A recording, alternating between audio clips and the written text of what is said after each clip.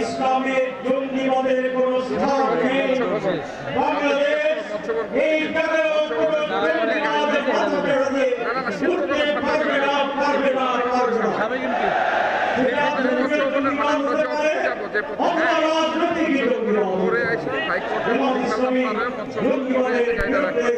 রুখে দাঁড়াবে, লড়াই করবে, সংগ্রাম করবে।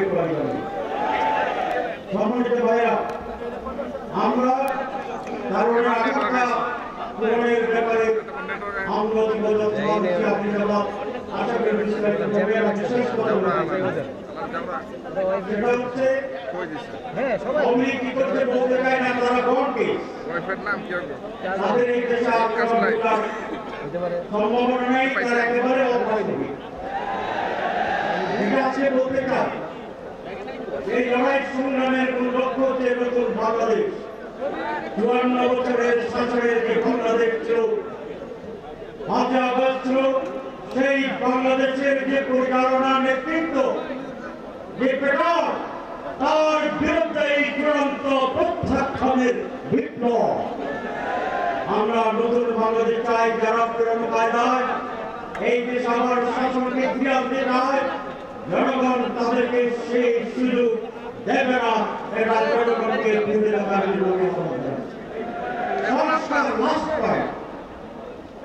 সংস্কার প্রত্যেকে বলে মানি, কিন্তু ভিডিও বসে কেউ মানি না, ভাব দেখাচ্ছে। সমস্যাটা কোথায়? সংস্কার তো সকলের জন্য বললাম, তাহলে যারা জান না তাদের মন্তব্য আছে। ক্রিয়ার পদ্ধতিতে কেন্দ্র যখন হবে না, তাহলে মন্তব্য পূরণ হবে না। ক্রিয়ার পদ্ধতিতে টাকা দিয়ে ভোট কেনার কোনো সুযোগ নেই, সেই জন্য মন্তব্য পূরণ হবে না। এটা সত্য নির্বাচন, তার বিরোধিতা করা মনে হচ্ছে নতুন বাংলাদেশ গড়া হতে তারা সিনসিয়ার নয়। আরেকটি কথা বলে শেষ করি, যে আপনাকে বলে সংস্কার হচ্ছে, এটা আইনগত ভিত্তি কিভাবে দেবো? আগামী পার্লামেন্টে দেওয়া হবে, তাহলে আপনারা মনে করছেন আগামী পার্লামেন্টে আপনারা দিচ্ছেন নাকি দখল করবেন? সুতরাং এই সমস্ত কথা সমাজকে বিভ্রান্ত করবে। জামাত ইসলামী চায় আগামী নির্বাচনে জনগণই জিতবে, জনগণ যাদেরকে ভোট দিবে তারা জিতবে।